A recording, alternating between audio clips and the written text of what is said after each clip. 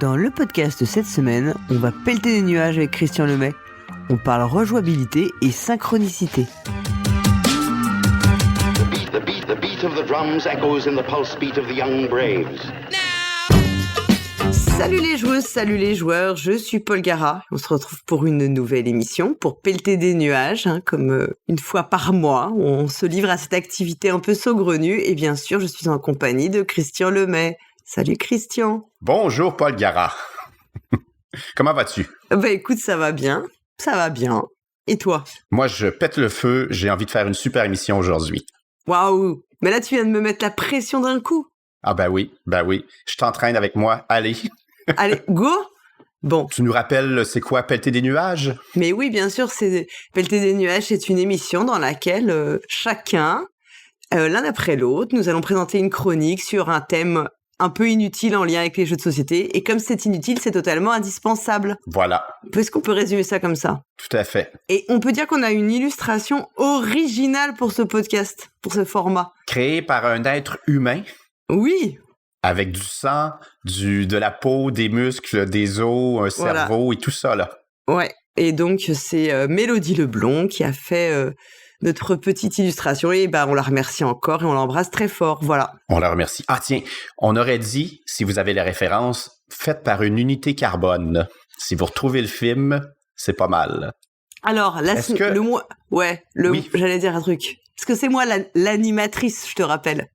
C'est toi l'animatrice et tu dis qui commence en premier, qui commence l'émission. Mais comme le mois dernier, tu nous avais laissé avec ce cliffhanger incroyable sur la rejouabilité et que tout le monde maintenant veut la suite. Je veux dire, c'est un peu comme une saison de Game of Thrones qui se termine au moment où Jon Snow meurt et tout. Et là, je viens de spoiler pour ceux qui l'auraient jamais vu. Il me semble que ça se finit comme ça. Il y a une saison, il meurt et après, qu'est-ce qui va se passer? Alors, qu'est-ce que tu vas nous dire sur la rejouabilité aujourd'hui?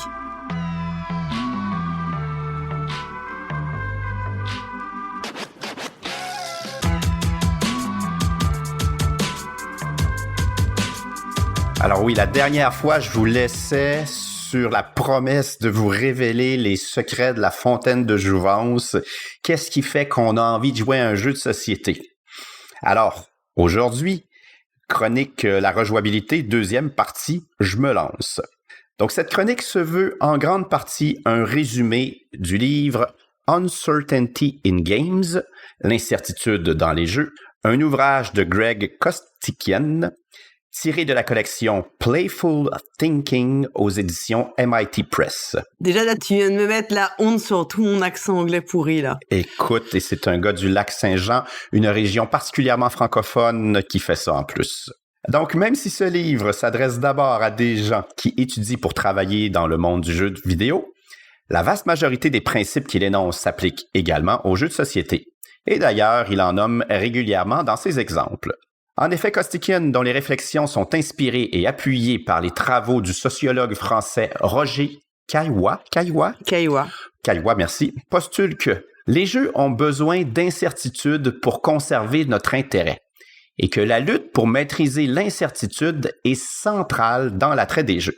Donc, contrairement à ce que martèle un habile discours marketing depuis une bonne douzaine d'années, la rejouabilité ne se réduit pas au nombre de factions et de pouvoirs asymétriques, mais dans une chose toute simple et inattendue, l'incertitude. Je pousserais même le bouchon en affirmant que sans incertitude, il n'y a pas de jeu. Et on pourra peut-être en discuter après d'ailleurs.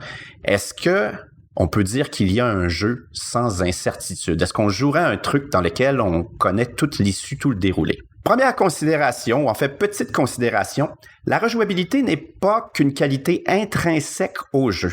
Quelle surprise! Paul Gara, te souviens-tu que j'ai déjà argué que le succès d'un jeu dépendait toujours du groupe autour de la table? Eh bien, Costikyan nous le rappelle d'entrée de jeu. Prenons le tic-tac-toe, un jeu à la rejouabilité nulle, croyons-nous. Pourtant, de jeunes enfants de 3 ans peuvent y jouer durant des heures. Ils peuvent enchaîner les parties sans en perdre l'intérêt. À l'inverse, les échecs, un jeu auquel on peut consacrer sa vie, présentent une rejouabilité assez faible si les deux adversaires sont moi et Garry Kasparov. Ni lui ni moi ne trouverons d'intérêt à rejouer, peut-être parce qu'il n'y a peu ou pas d'incertitude sur ce qui va se passer. Donc, première source d'incertitude selon Costikian, la performance physique. On l'oublie souvent, mais les jeux vidéo sont en grande partie des jeux d'adresse. Les jeux de plateforme, les shooters comme GoldenEye 64, ça trahit mon âge. Les jeux de sport comme FIFA, mais j'aimerais mieux citer NHL ici, qui est l'équivalent de FIFA, mais pour le hockey. Les roguelites comme Dead Cells vous demandent de faire preuve d'adresse plus que de toute autre chose. Mais on n'est pas aussi en reste dans le milieu du jeu de société, on a aussi notre lot de jeux d'adresse, souvent des jeux d'équilibre. Donc quand on joue à ces jeux, on développe des habiletés que l'on n'a d'abord pas. Et ce n'est qu'après plusieurs essais que l'on réussit. Un peu comme le piano ou le fait de lancer un ballon dans un panier suspendu à 10 pieds de haut. Et donc l'incertitude de réussir devient une source de rejouabilité. Et même une fois qu'on a réussi un niveau difficile de Mario Bros ou une pièce de piano compliquée, il n'y a aucune garantie que l'on réussira au prochain coup, alors on peut rejouer. Deuxième source d'incertitude, selon Costikian toujours, la performance mentale ou l'incertitude du solveur. Et là, on n'est pas en comptabilité, je te le rappelle. Devant une énigme de Unlock ou un casse-tête ou le vénérable Monkey Island, on cherche. On passe un moment qui peut être court ou long dans l'incertitude. On ignore ce qu'on attend de nous, on ignore combien de temps s'écoulera avant que l'on ne trouve la solution. Ou si vous êtes comme moi, on ignore même si on y arrivera à trouver la solution. J'ai arrêté très très vite de jouer au jeu Portal. Et nous aimons cette incertitude. Et c'est sans doute pourquoi les jeux à énigmes sont les pires pour la rejouabilité, parce qu'une fois qu'on les a résolus, contrairement à la performance physique, il n'y a absolument plus aucune incertitude et donc on n'y revient pas. Mais c'est faux ça déjà, monsieur. Oui, je sais que certains y reviennent, mais disons que c'est pas des échantillons représentatifs. Allons-y comme cela. De toute façon, je ne suis que le messager. Aujourd'hui, je traduis la pensée d'une autre personne. Comme c'est facile. Oui. Troisième source d'incertitude, l'imprévisibilité des joueurs et des joueuses. Le comportement de mes adversaires, le fait que j'ignore ce qu'ils ont en tête, forme assurément une des plus grandes sources de rejouabilité.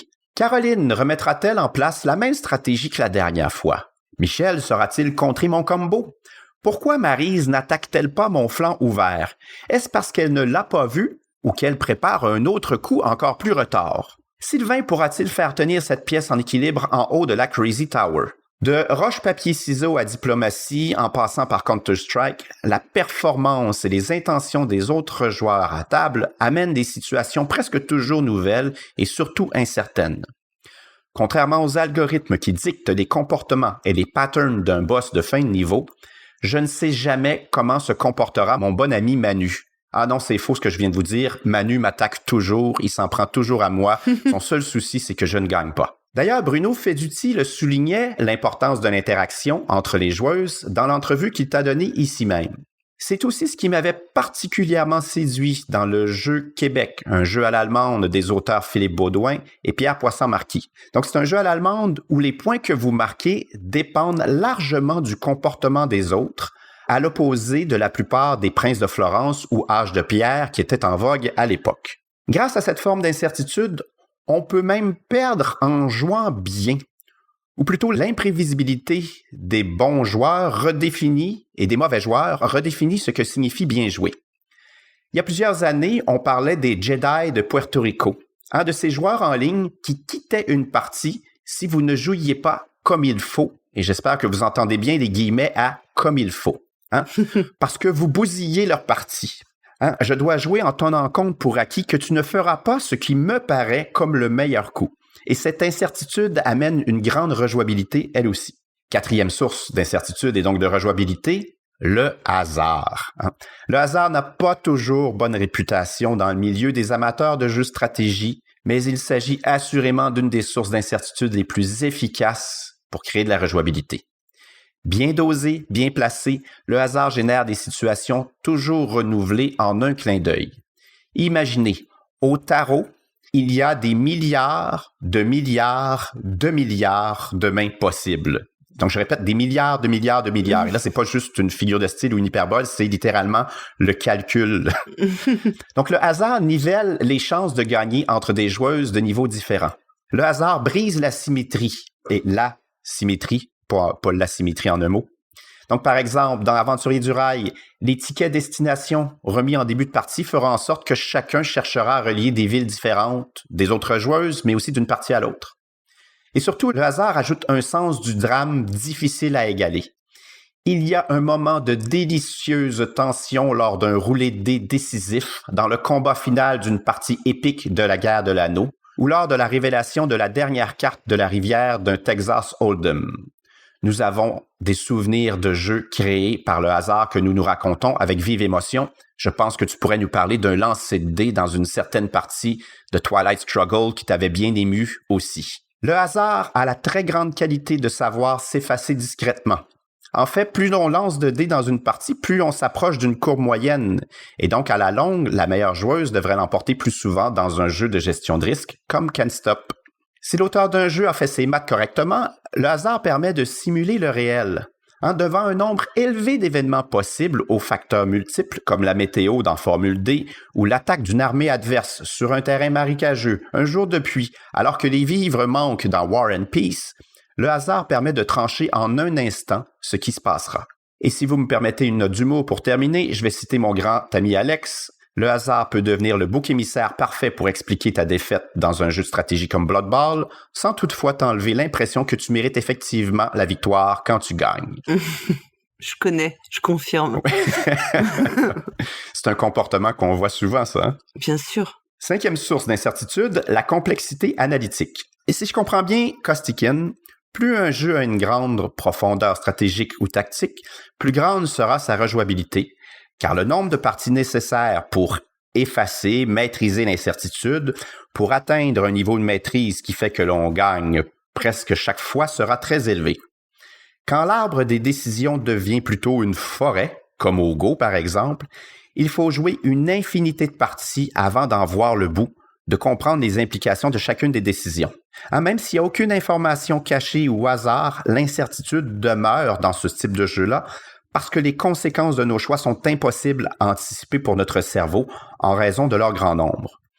On peut faire les 3 mêmes coups en ouverture et obtenir des résultats extrêmement différents quand même. Plus la rétroaction, le feedback, comme disent les Chinois, vient longtemps après un choix, plus la courbe d'apprentissage sera longue à surmonter, plus long sera le moment et plus grande sera la rejouabilité. Les jeux de gestion comme Maracaibo ou Concordia profitent de ce type d'incertitude.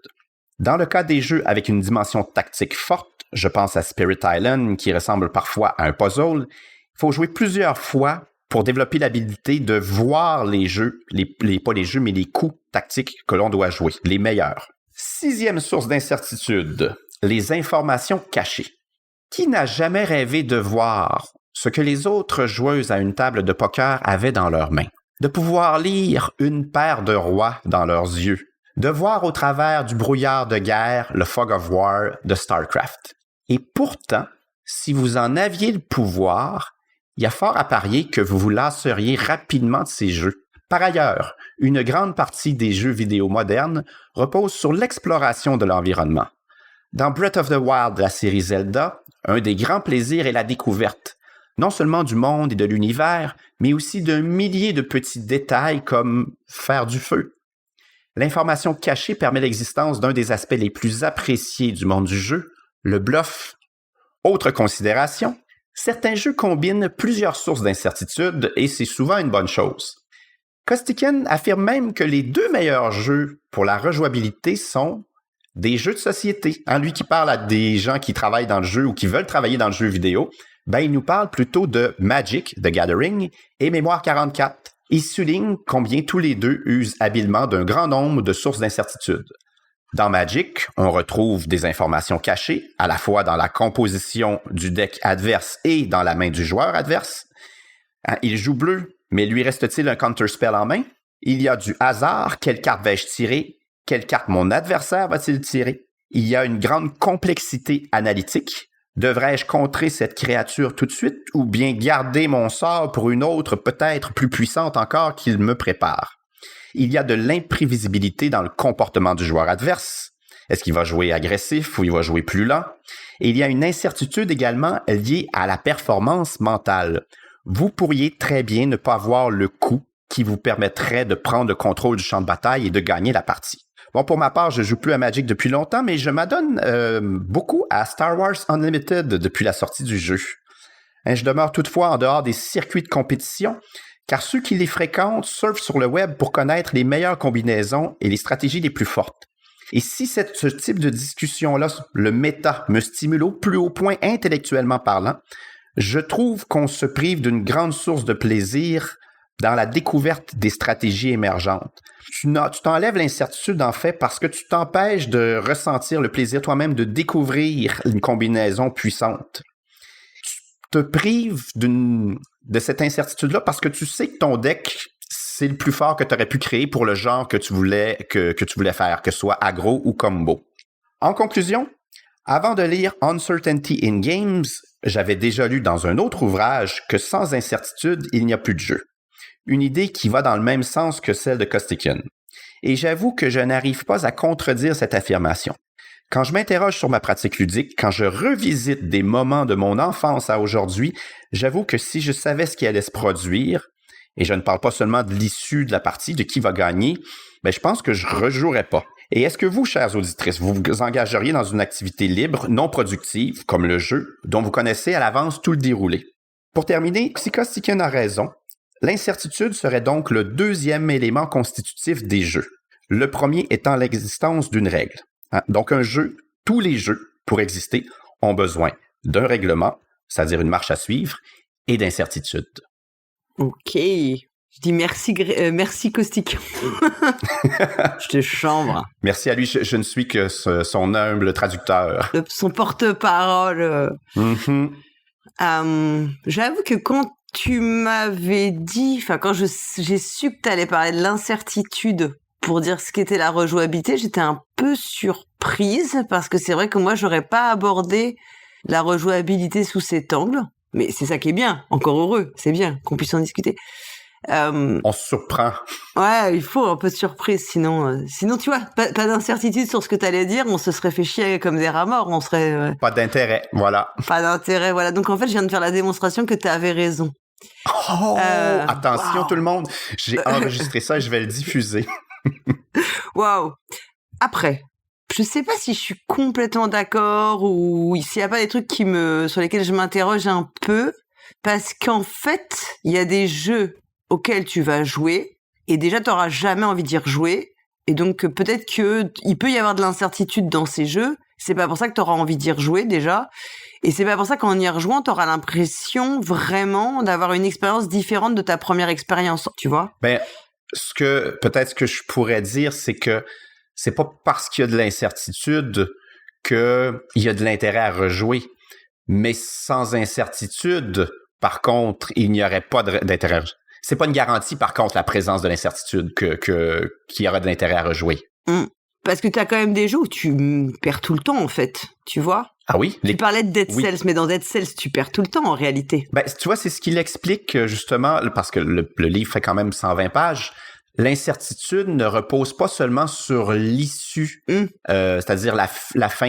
Et il donne comme exemple un Space Invaders. Okay. Donc, tu sais à la fin de Space Invaders que tu vas mourir. Tu sais, le truc où est-ce que les extraterrestres descendent, ils sont en rangée, et toi, tu es au sol, tu dois tirer c'est un très vieux jeu vidéo. Tu sais que tu vas mourir. Sauf que ton incertitude, elle est plutôt située à ton score que tu vas faire ou à quel niveau, quel tableau tu vas te rendre. Elle est ailleurs, elle n'est pas seulement dans la fin. Oui, elle est de savoir si tu vas atteindre au moins comme un checkpoint un peu, quelque chose qui te permette de repartir avec plus d'avantages. Mais parce que c'est aussi des jeux qui sont designés selon cette idée que il faut recommencer pour te renforcer un petit peu pour aller de plus en plus loin, en fait.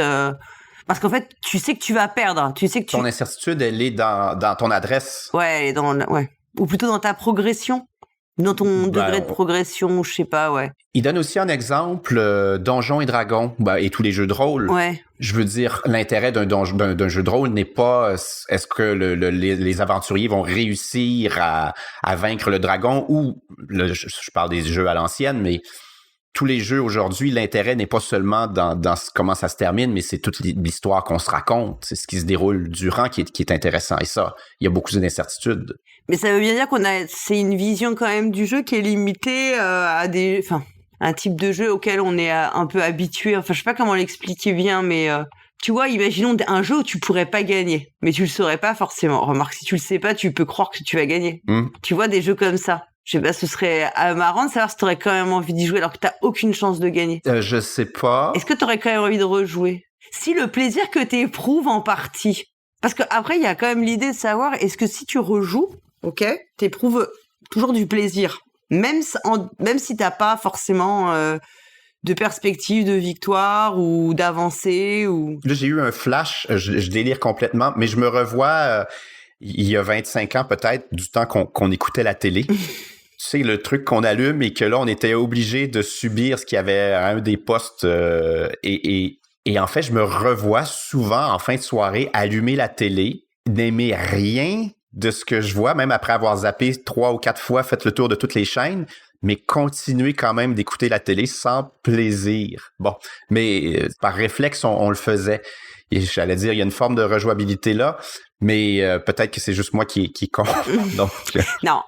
Après, je comprends que ce que tu veux dire, c'est que c'est l'incertitude qui suscite l'impression qu'il y a une rejouabilité parce qu'on va avoir envie de rejouer et tout, mais est-ce que c'est ça qui fait ressentir quelque chose de différent en jeu? Je sais pas, en fait. Moi, je pense plus la rejouabilité comme est-ce que, alors que j'ai peut-être fait 25 parties de ce jeu, et la 26e, comme les 25 précédentes, j'ai l'impression de réussir à avoir des émotions différentes dans ce que je fais, alors que pourtant peut-être que globalement je fais la même chose, mais que ça suscite quand même encore de la surprise, sans qu'il y ait de grosses incertitudes. En fait, sans qu'il y ait forcément une incertitude.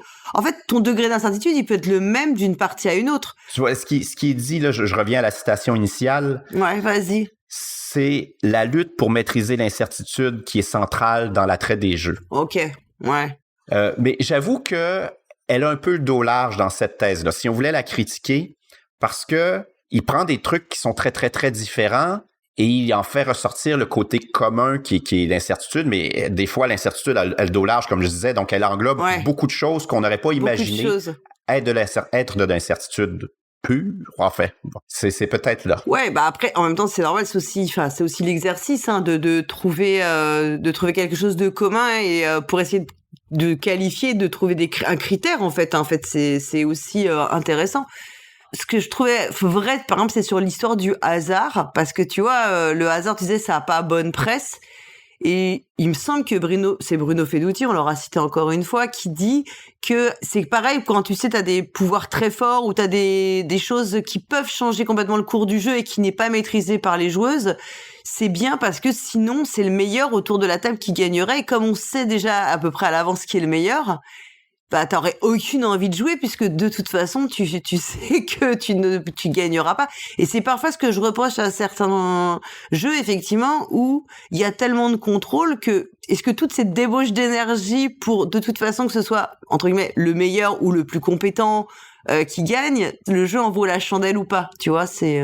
pour certains types de joueurs, oui, puis là, c'est là justement que l'incertitude n'est pas le seul facteur de rejouabilité parce qu'il y a des profils de joueurs, de joueuses qui adorent gagner, qui aiment gagner. Ouais, il y a aussi ça. Et qui vont jouer des centaines, voire des milliers de parties et qui vont continuer à aller jouer en ligne à ce jeu ou sur leur table parce qu'ils savent qu'ils ont d'excellentes chances de gagner. Et ça, c'est pour eux, pour ce profil, j'allais dire psychologique, c'est une source de rejouabilité. L'envie de gagner. Donc, c'est pas exclusif, mais je trouve quand même assez spectaculaire parce que, bon... En fait, je crois que c'est ça qui me gêne un peu dans la façon dont c'est présenté, c'est qu'il y a quand même l'idée de gagner, que t'aies cette possibilité de gagner, progresser. Je trouve que c'est une vision qui est très centrée sur l'objectif, tu vois, du jeu. Mm-hmm. Et je dis pas que c'est faux, et je dis pas que ça n'est pas à prendre en considération, mais je trouve que ça gomme un peu tout ce qui est du domaine de l'émotion pure, qui serait plus lié au plaisir et au désir en fait de s'investir à nouveau et qui est lié aussi au plaisir de la découverte de ce que tu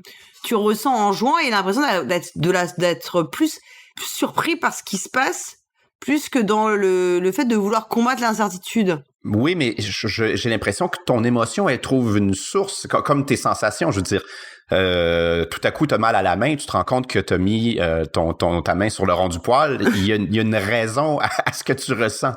Et donc, lui, ben, il essaie de décortiquer qu'est-ce qui, objectivement, les sources génèrent tes sensations, tes émotions. Je ne suis pas en désaccord avec toi, hein, mais je trouve que ça manque un peu d'émotion peut-être, je ne sais pas. Ben, je suis d'accord qu'il y a autre chose, mais que là, qu'il y avait une thèse et il a bien quand même su l'exploiter. Mais il y a autre chose, oui. Il cherche bien aussi à faire entrer des trucs, mais je trouve que ça oublie un peu, voilà, c'est ça, peut-être l'émotion. En fait, même, tu peux avoir des émotions, même si tu connais l'issue des choses, en fait. Enfin, je suis pas persuadée qu'on referait pas et qu'on referait pas, même si on savait. Ah, mais tu peux te raconter un vieux gag d'enfance ou revoir un sketch à la télé sur YouTube que t'as aimé. On revoit bien les mêmes films, mais on peut bien, alors, on l'a dit la dernière fois, on a dit le contraire. On a dit finalement, rarement on revoit les mêmes films, enfin c'est moins fréquent, en tout cas on n'exige pas de nous surtout qu'on revoie systématiquement les films qu'on a déjà vus et qu'on relise les livres qu'on a déjà lus, et pourtant on l'a tous fait, il y a des films qu'on a pu voir et revoir et on connaît tout, et il y a même un plaisir de la certitude de ce qui va arriver, donc c'est ça qui est amusant. Ouais. Belle objection. Tu vois, c'est un peu... Là, c'est pas la même... Enfin, tu vois, quand on regarde certains films et qu'on connaît les dialogues par cœur ou qu'on sait exactement à quoi s'attendre et on est dans l'attente de ce qui va se produire et pour le coup, là, il y a plus d'incertitude. Alors après, tu peux dire que l'émotion, on la ressent toujours pareil. Et en plus, on a aussi parfois... On peut être bluffé parce qu'on sait qu'on a vu des films à un certain moment ou lu des livres à un certain moment.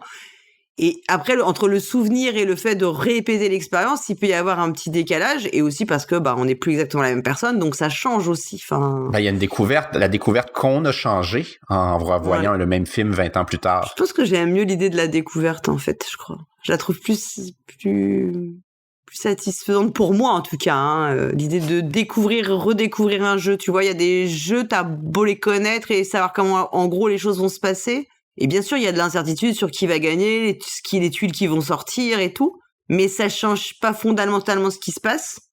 Mais tu peux encore avoir des émotions parce que tu découvres encore quelque chose et t'as des petites révélations sur le jeu, quoi. Ça, je trouve ça beau, en fait. Je trouve ça assez émouvant, en fait, quand t'arrives à avoir ce genre de sensations. Et moi, j'aime bien refaire les jeux, les unlocks que j'ai déjà fait. Voilà, je fais partie de ces gens. J'en connais d'autres aussi, mais disons que généralement, les gens ne les refont pas beaucoup. Non. Souvent. Bon, non, je te cache pas que je l'ai fait, pas moi non plus, mais ça m'est déjà arrivé, et quand je les avais fait 5 ans plus tard, dans l'ensemble, j'avais quand même, il y avait plein de trucs que j'avais complètement oubliés, quoi. Donc, bon, écoute. On passe à ta chronique? Ouais, oh là là. Ouais. Je t'écoute.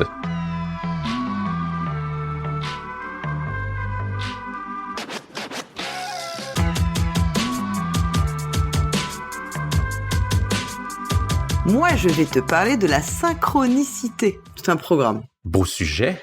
Mais qu'est-ce? Mais qu'est-ce que donc? Bah oui, parce qu'en fait, on parle souvent de l'immersion dans les jeux de société. Donc, tu sais, cette situation dans laquelle on a une expérience de jeu qui est si intense et puis cohérente qu'on a l'impression de penser, d'agir, de vivre ce que nos personnages... Alors, quand je dis personnages, ça va être au sens large, hein, parce qu'il y a des jeux...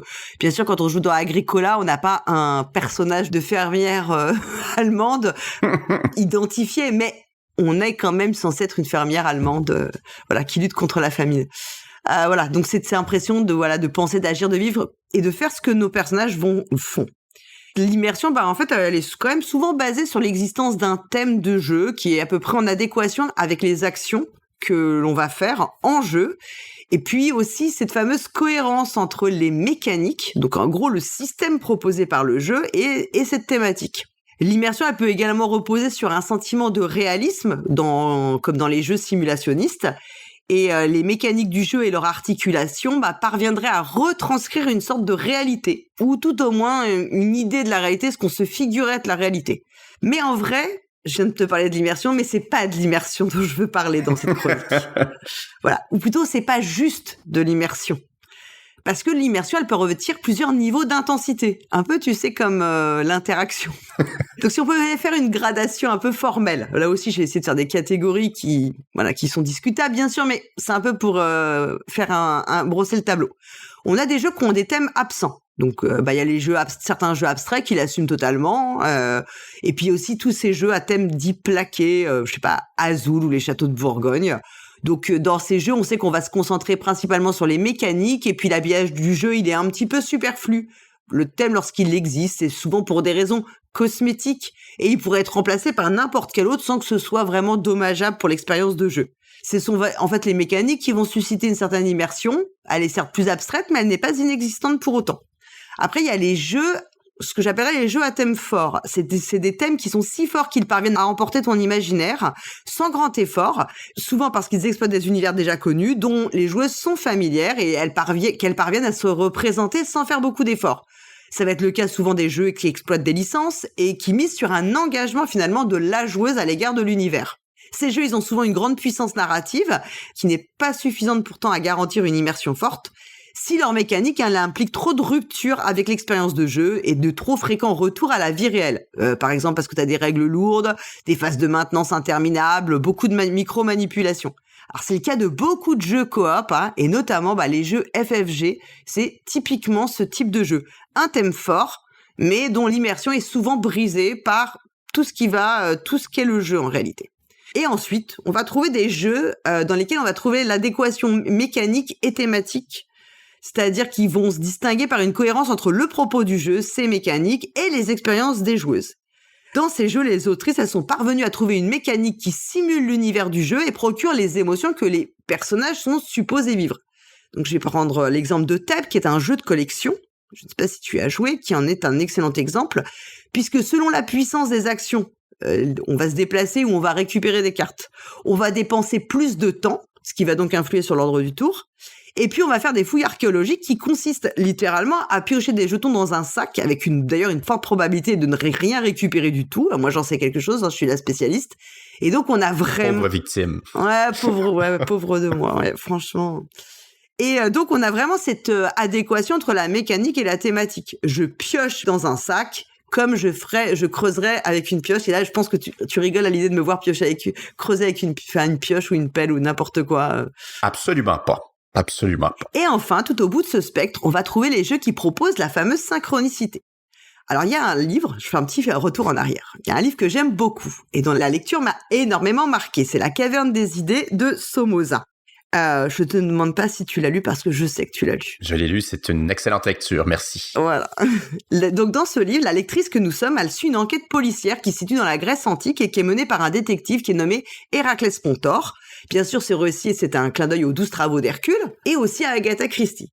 Mais en fait, au fur et à mesure de la lecture, il va se dessiner une seconde intrigue, celle qu'on va lire dans les notes de bas de page, qui sont laissées par le traducteur du livre, qui, comme nous, en fait, lit le livre au fur et à mesure qu'il le traduit. Et puis, de façon irréversible, la lectrice que nous sommes, elle devient un peu ce traducteur, parce que comme lui, elle va découvrir l'intrigue du roman, et elle fait exactement ce que le traducteur, qui est donc un personnage du livre, fait. Elle lit le livre. Voilà. Et donc, c'est ça, la synchronicité. Donc, on peut se demander si la synchronicité, finalement, ce ne serait pas la forme ultime et absolue de l'immersion. Si on la rapporte aux jeux de société, c'est donc cette situation où il existe une congruence quasi parfaite entre joueuses et personnages, entre leurs actions et leurs émotions. Elle va donc beaucoup plus loin que l'immersion en termes d'expérience. L'immersion, telle qu'on l'a détaillée précédemment, elle repose sur des mécaniques qui ont pour but de simuler des actions ou des émotions. Je vais prendre un exemple d'un très mauvais jeu de Richard Garfield, The Hunger, dans lequel il y a quand même une idée intéressante, qui aurait pu favoriser une certaine immersion. On incarne des vampires, on doit se nourrir d'humains, c'est eux qui rapportent les points de victoire, tout en s'assurant d'être rentré au château avant le lever du jour. Ça repose sur une mécanique de deck building. Les cartes d'humains qu'on acquiert, elles rapportent des points de victoire, mais en fait, elles vont, alourdir notre deck, exactement comme nos vampires qui ont trop mangé, qui deviendraient plus lents. Donc, la mécanique, elle est en adéquation avec le thème choisi, elle permet de représenter les enjeux qui se posent à la joueuse. Et bien plus que dans Dominion, sans aucun doute. Et dans The Hunger, on va pas pour de vrai manger nos cartes. Ah non? Je pense que tu rigoles à l'idée de m'imaginer en train de manger mes cartes. Mais juste le deck building et sa mécanique, ça va permettre de représenter le poids de la nourriture qui est absorbée. Et bien pourtant, malgré une idée brillante, une recherche d'immersion, The Hunger est un jeu dont l'intérêt décroît au fil des tours. C'est un jeu anticlimatique, immersif certes thématiquement, mais pas dans l'intérêt qu'il suscite. Et dans Dominion, c'est la mécanique du jeu et son rythme qui sont immersifs. Mais bon, ça, c'est une autre histoire. Malgré le fait que Dominion est un jeu abstrait, il est plus immersif que The Hunger, Ouais. qui est un jeu, lui, avec un thème beaucoup plus fort. Ouais. Pourquoi? Parce qu'en fait, il est mal fait. Parce que c'est un mauvais jeu. Et en fait, on en revient toujours on en revient souvent à ce point finalement, c'est que c'est un mauvais jeu surtout. C'est un mauvais clone de Clank, je crois. Ouais. Qui est déjà pas. Moi, je suis pas déjà une fan de Clank, donc de Clank, comme tu me dis, tu me rappelles qu'on prononce. On peut prendre aussi l'exemple de Dread, un jeu de rôle d'horreur avec une tour de Jenga qui est utilisé pour retranscrire la tension que doivent éprouver les joueuses autour de la table. Donc dans ce jeu, on incarne des victimes potentielles de films d'horreur et puis alors, pour certaines résolutions, on va retirer des morceaux de la tour. Le stress et la tension qui entourent chacun des moments, ça plonge les joueuses dans un état émotionnel proche de celui que devraient éprouver les personnages. C'est donc une astuce mécanique, cette tour de Jenga, pour faire ressentir le stress et la peur. Mais bien sûr, à aucun moment, on ne peut croire que notre vie est réellement en danger. Enfin, sauf si vous jouez avec des personnes un peu bizarres, mais bon, bref, voilà. Donc, l'immersion, c'est une affaire de représentation. Ça va nécessiter que les joueuses acceptent de faire l'effort de raccorder ce que leur jeu leur fait faire et ce que leur personnage fait dans le jeu. La synchronicité, en revanche, ça repose sur l'incarnation totale. Ça va donc plus loin, ça ne nécessite aucun effort ou très peu d'efforts pour se projeter dans son personnage. On est notre personnage parce que mécaniquement, il n'existe que très peu d'intermédiaires entre le personnage et la joueuse, que très peu de distance. On va parler d'Alice is Missing. Tu sais que j'adore ce jeu. Oui. Les joueuses vont incarner les amis d'une adolescente, Alice, qui a disparu. Les personnages sont dans des lieux différents. Elles ne peuvent jamais se retrouver. Elles n'échangent que par message textuel. Et dans le dispositif de ce jeu de Spencer Stark, ça impose d'ailleurs de jouer en silence pendant 90 minutes sans interaction entre elles, autre que le fait de communiquer par écrit. Les joueuses font donc exactement pour jouer, s'envoyer des messages écrits, ce que les personnages font dans le jeu, s'envoyer des messages écrits. Là, on a donc une synchronicité parfaite. Et pendant les 90 minutes que dure la partie, je me sens incarner réellement mon personnage. Et moi, par exemple, Dakota, la meilleure amie d'Alice, qui est une adolescente américaine. Et pourtant, je ne suis pas une adolescente américaine en tout cas, je ne suis plus adolescente depuis bien longtemps. Le jeu me permet de faire exactement ce qu'elle fait, sans phase intermédiaire mécanique, ce qui va rendre plus difficile la distanciation entre la joueuse et le personnage. Ce que j'écris, c'est ce qu'elle dit, ni plus ni moins. Ce que mon personnage ressent, c'est en réalité ce que moi je ressens et que je traduis au mieux dans mes messages. Et d'ailleurs, pendant les 90 minutes, le monde réel n'a plus aucune existence pour moi. Alice is Missing, c'est probablement, je pense, l'un des exemples les plus forts de la synchronicité, mais on peut citer d'autres exemples dans lesquels on va s'en approcher. Peut-être moins intenses. Je pensais alors à un jeu auquel je n'ai pas joué, mais d'après ce que j'en ai lu, et ce que j'en ai vu, et ce que j'en ai compris, on peut parler de Millennium Blades, dans lequel on joue le rôle d'un collectionneur de cartes à collectionner, enfin de TCG. Et en jeu, on va effectivement retrouver les expériences des joueurs de TCG par des phases de marché, d'échanges, de tournois. En fait, notre personnage collectionne des cartes pour affronter cet adversaire, exactement comme les joueuses collectionnent pendant la partie des cartes pour affronter les autres joueuses. On peut aussi évoquer Challengers, le vainqueur du Kennerspiel des Jahres 2023, qui mélange un peu bataille et deck building. Dans ce jeu qui prend la forme d'un tournoi, on va affronter nos adversaires et entre chaque manche, on va sélectionner de nouvelles cartes pour améliorer notre deck. Là, il y a quand même aussi une certaine synchronicité, puisque les phases hors des matchs, en fait, deviennent des phases de jeu à part entière. Exactement comme si on faisait un véritable tournoi, les phases appartiennent complètement à l'expérience. Qu'on recrute de nouveaux alliés pour la bataille qu'on va livrer. On fait la même chose, effectivement. Donc, comment atteindre la synchronicité ? Elle se caractérise principalement par une sensation, celle de faire corps et âme avec son alter ego en jeu, parce qu'on fait ce qu'il fait et on en vient donc à penser comme cet alter ego pense. Donc, j'ai essayé de trouver des caractéristiques communes qui, traduites mécaniquement, permettent de susciter le sentiment de synchronicité. Alors déjà, il y a le temps réel.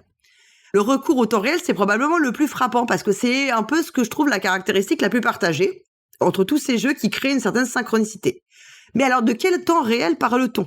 Oui, parce qu'en fait, dans le langage ludique commun, quand on parle de jeux en temps réel, on parle souvent de jeux frénétiques, tu vois, qui sont minutés avec un sablier ou un timer, et puis on a un temps de plus en plus restreint pour agir, et le temps réel, en fait, il est là pour assurer la pression. Dans les jeux qui tendent à la synchronicité, on ne parle pas exactement de ce temps réel-là, j'ai l'impression. En tout cas, on ne parle pas que de ce temps réel-là. Il y a bien sûr certains qui vont utiliser du temps réel frénétique pour susciter la pression, la tension. Ça va être les phases d'échange de Millennium Blades qui, si je l'ai bien compris, sont chronométrées. On pourrait penser aussi à Kitchen Rush, qui est un jeu coop dans lequel on retranscrit la gestion d'un restaurant. On va utiliser un sablier qui représente les cuisiniers, et puis tant que le sablier n'est pas écoulé, la joueuse elle est occupée à la cuisine, elle peut rien faire d'autre. Pourtant, je pense que Kitchen Rush n'est pas un jeu synchronistique, même s'il tend à s'en approcher, et on va en reparler un petit peu après. Le temps réel pour moi de la synchronicité, c'est plutôt l'idée que le temps du jeu est le temps de la vraie vie, sans downtime, chacune agissant quand elle le souhaite ou le peut. La durée diégétique est alors réputée identique à la durée narrative. Dans Alice is Missing, la partie stricto-sensuelle dure 90 minutes, exactement. On peut écrire quand on le souhaite. Le rythme de la conversation n'a pas besoin d'être frénétique. Ça tolère des ralentissements, des pauses, des moments de respiration, exactement comme on les vit dans les véritables conversations textuelles. Le temps des déplacements, d'ailleurs, est conventionnellement restreint à peu près une dizaine de minutes et il est acté qu'on ne peut pas écrire pendant ces phases, comme on ne pourrait pas le faire si on conduit une voiture ou si on circule à vélo, et ça vaut mieux. Voilà, le temps ne s'interrompt pas pendant le jeu, en fait.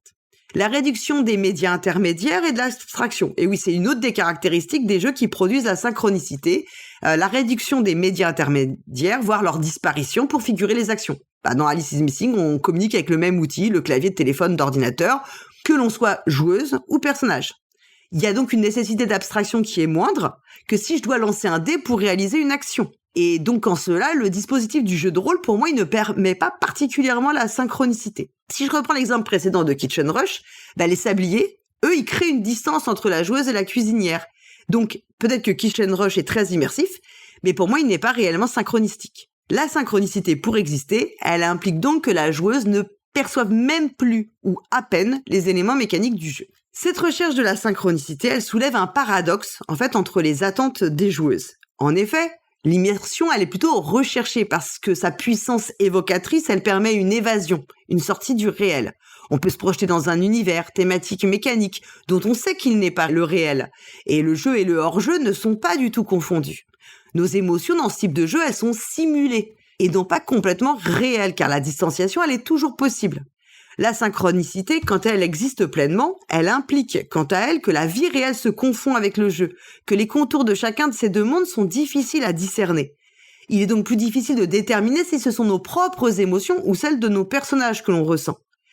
Par conséquent, la synchronicité, c'est pas pour moi une forme particulière de l'immersion. Elle est juste autre chose, un autre état. Et si la grande majorité des joueuses recherchent l'immersion, en fait, je ne suis pas sûre qu'il en aille de même pour la synchronicité. Parce qu'elle implique donc un investissement fort, une implication personnelle et émotionnelle plus grande. Et moi, je connais quelqu'un qui d'ailleurs était au bord des larmes réellement après avoir échoué en finale de Challengers, alors qu'elle avait roulé sur tous ses adversaires pendant les matchs précédents. Merci beaucoup. C'est très intéressant. Et je dis pas ça pour la forme.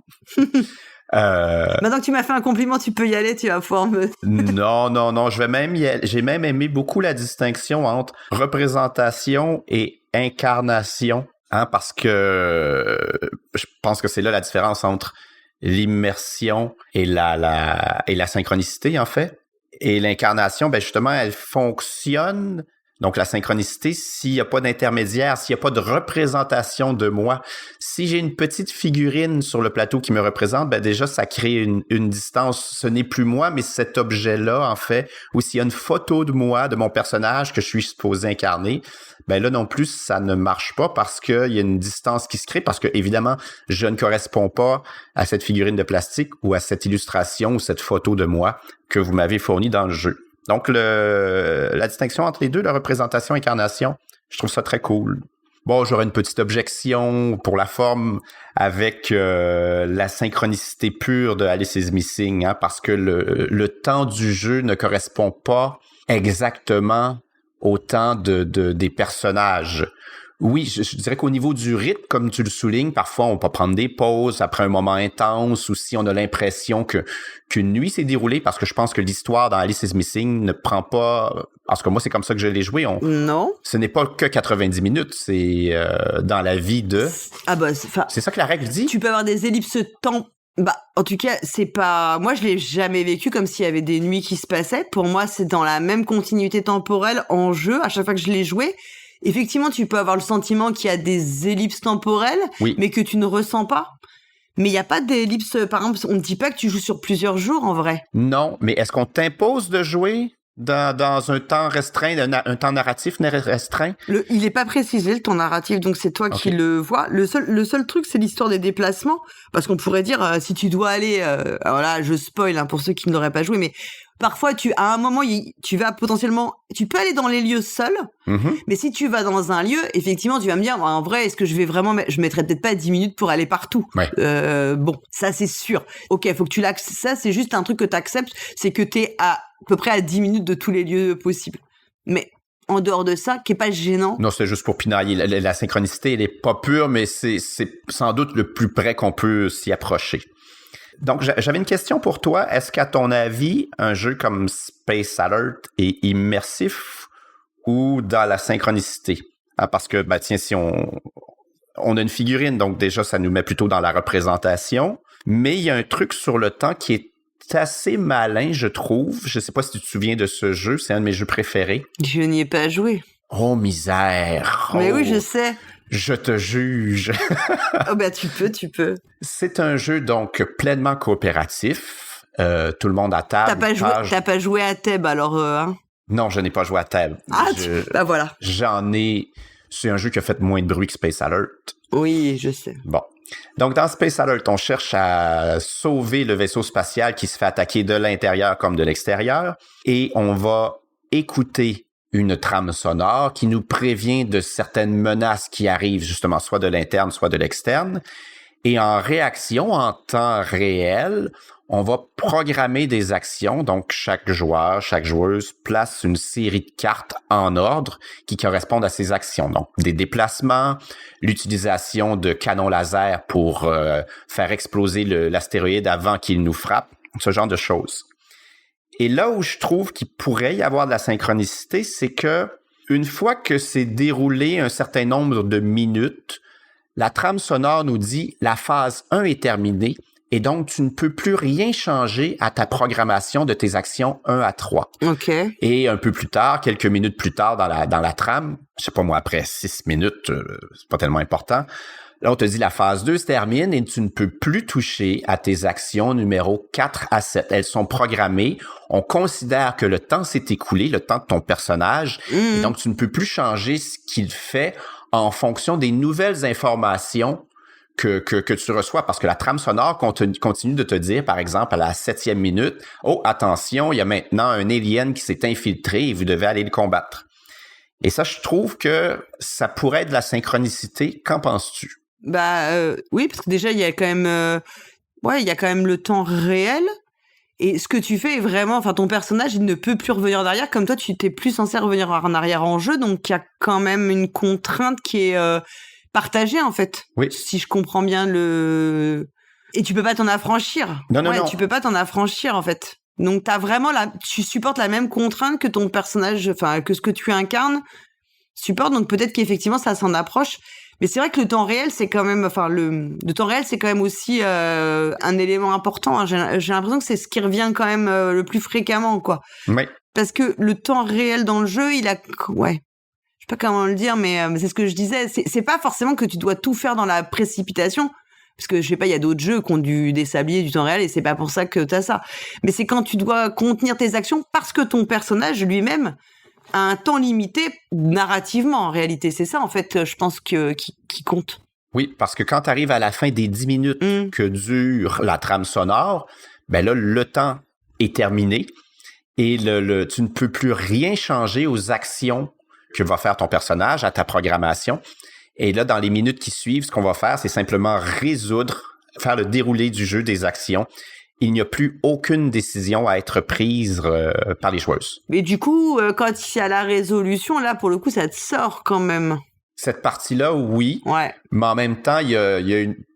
Schwatil est capable de... Il l'avait fait aussi dans Galaxy Trucker. Hein? C'est de te faire construire un truc tout en sachant très bien que ça se passerait pas comme tu l'avais anticipé. Et ce moment, il est toujours délicieux. Je trouve que c'est un auteur qui a énormément d'humour. Puis je parle pas dans sa façon de rédiger des règles, parce qu'il fait beaucoup de blagues quand il rédige ses règles, mais moi, ça m'énerve plus qu'autre chose. Mais il a un humour mécanique dans ses jeux. Tu joues à Galaxy Trucker, tu trouves que c'est drôle ce qui t'arrive. Parce que... Et je pense que c'est pas seulement Oui, un peu à cause du thème, mais aussi juste parce que mécaniquement, ton truc que tu pensais invincible s'est fait éclater. Et ça, c'est très drôle. Mais après, je pense que c'est possible aussi que tu aies des jeux qui, comme ce que je disais, il y a tout, voilà, c'est dur à atteindre. De fait, il y a des jeux qui ont des moments où tu vas retrouver ça, mais c'est rarement complet. En fait, t'as rarement une expérience complète et voilà. C'est une de mes questions, hein. C'est quoi les limites de la synchronicité?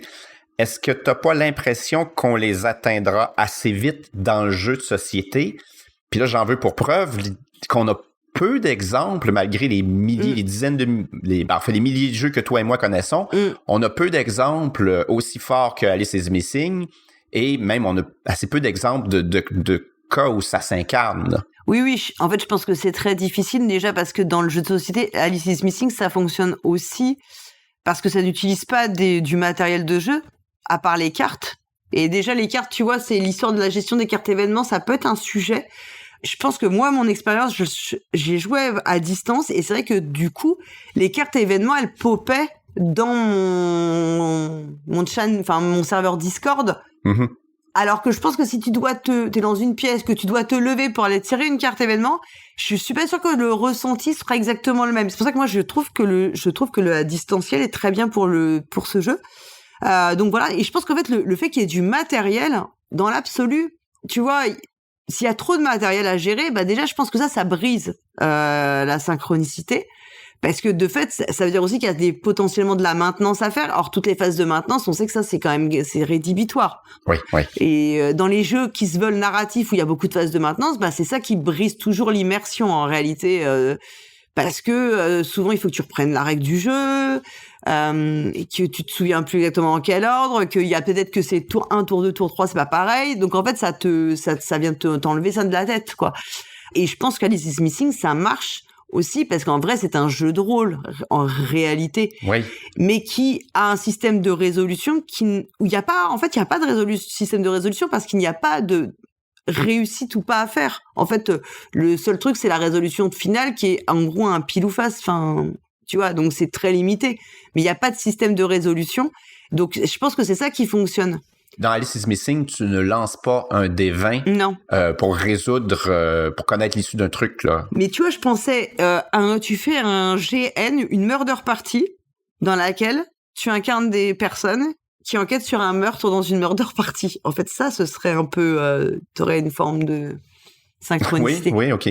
C'est la mise en abîme, finalement. Ouais. Je pense que dans le GN, tu pourrais avoir vraiment... t'as vraiment ça, en fait, potentiellement.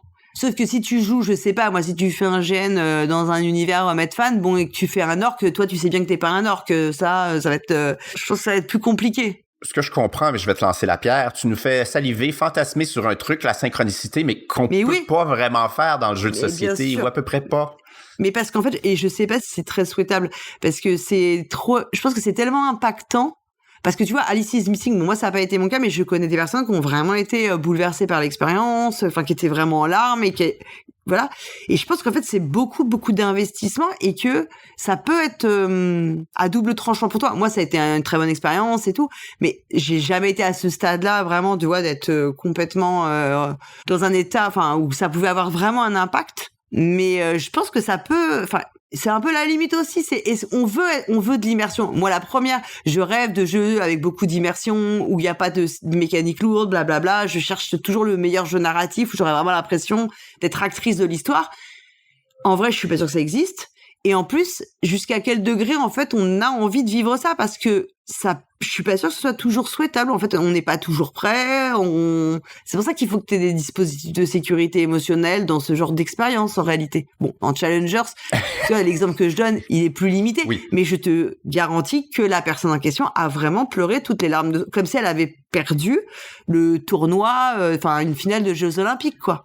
Tu vois. Ouais. Ah ben tiens, si on citait encore Bruno Feduti, c'est un de ceux qui affirme que le jeu de société, le jeu est une fuite de la réalité. Donc peut-être qu'on veut pas des trucs qui vont faire trop écho à notre propre intériorité pour aller nous bouleverser. Donc je pense que oui, il y a des gens qui cherchent ça dans le jeu, mais ils sont quand même assez minoritaires. De façon générale, on joue plutôt pour se divertir et pour fuir dans un quelque sorte. mais je suis pas complètement d'accord avec ça. On en reparlera un jour, mais Une autre fois? je pense aussi qu'il y a quand même, il y a cette histoire de la fuite et de la diversion, mais je pense que quand même, il y a une idée de l'expérience qui était peut-être moins vraie il y a quelques années. J'ai l'impression que quand même, on est dans la recherche d'expérience de plus en plus dans le jeu, en fait. Et c'est pour ça qu'on accepte aussi des jeux qui sont des one-shot, enfin, qu'on ne pourra plus rejouer, tu vois, j'ai quand même ce sentiment qu'on est dans la recherche de quelque chose qui nous fasse expérimenter plutôt que quelque chose qui soit une abstraction. Parce si tu joues, je sais pas, si tu joues à Agricola, c'est quand même une abstraction à laquelle tu joues. Enfin, on va pas se mentir. On aime beaucoup ce mot expérience, mais en fait, on jouait à des jeux, c'était des expériences. De tout temps, le jeu est une expérience. Mais là, le mot a pris un second sens. Là, c'est plus que expérience, c'est vraiment expérimenter au sens de ressentir au plus profond de toi, avec tes propres sensations, tes propres émotions, et que ce soit toi-même actrice ou acteur de ce que tu fais, quoi. Tu sois et l'acteur et l'actrice et le personnage. Ouais. Et pour finir, je me demandais je suppose que la synchronicité, elle est pas plus forte, mais plus présente dans le jeu vidéo. Ou dans un jeu, parce que c'est plus des jeux d'adresse, donc je fais direct, quoique là je passe par l'intermédiaire d'une manette. Ouais. Mais il y a une correspondance plus évidente avec l'avatar, ou peut-être, si on prend la Nintendo Wii et que je joue au tennis, et qu'avec la manette, je frappe une balle. Je pense que là, ça marche mieux, je dirais. Peut-être que oui, dans les jeux comme ça. Après, dans tous les jeux un peu, plus classiques, je pense qu'il n'y a pas de synchronicité, en fait. Non, si je joue justement à NHL 94, le jeu de hockey, et puis c'est que de la représentation, je suis que dans l'immersion, pas dans la synchronicité. Pour moi, oui. OK. Sauf si tu joues avec une crosse à la main, mais ça, c'est autre chose. Tu vois, il y a l'espèce de volant en plastique dans laquelle tu peux insérer ta manette de Nintendo pour jouer à Mario Kart. Il y a ça qui... Ça renforce. Créer une forme de synchronicité. Là, il y a une forme de synchronicité parce que tu tournes vraiment un volant comme ton perso est censé le faire, quoi, en fait. Mais je pense que dans le jeu vidéo, en fait, tu peux avoir de l'immersion qui va être renforcée parce qu'ils ont d'autres mécanismes que le jeu de société pour la créer. L'environnement sonore, qui est quand même toujours assez présent. Le jeu sur les lumières, parce qu'en fait, du coup, ta vision, c'est pas ta vision propre et on peut la transformer. Ta manette, elle peut aussi vibrer. Enfin, des trucs comme ça, tu vois. Les sens sont directement sollicités, là. Donc, c'est plus facile pour l'immersion, mais pour le coup, je pense que t'as quand même la distance liée à l'écran, en fait. Ouais. Écoute, allez, et si on posait la question aux auditrices? Mais j'adorerais ressentir de la synchronicité et combattre des dragons comme dans Skyrim, quoi, bien sûr. Ouais, sans la peur, par contre, de pouvoir mourir pour de vrai. Ah non, je gagnerais, bien sûr. Ah, bien sûr, voyons. Où avais-je la tête? Si t'es Dragonborn ou tu l'es pas, hein, c'est... Non, mais voilà, donc... c'est pour ça que c'est un truc que vraiment... Moi qui adorerais, tu vois, avoir ce genre d'expérience ultra forte et tout, en fait, parfois, je me dis, quand même, je sais pas, est-ce que c'est si souhaitable que ça? Mais est-ce qu'on veut toujours des choses qui ne sont pas souhaitables pour nous? Ça, c'est une autre question. Je pense que ça va être le mot de la fin. C'était trop beau. Bon, alors on s'arrête là. On s'arrête là. C'est bon. Merci beaucoup. Merci à toi. Ce fut encore enrichissant. On s'est pas du tout disputé aujourd'hui. Non. On fait un épisode sur 2. On est même plutôt d'accord. Presque trop. Non, c'est cool. Merci beaucoup, Christian, en tout cas. On se revoit le mois prochain. Bien sûr. Et on remercie les auditeurs et auditrices qui nous écoutent. Et puis, on leur dit, préparez vos pelles pour le mois prochain. On prendra du service. Allez, ciao. Salut.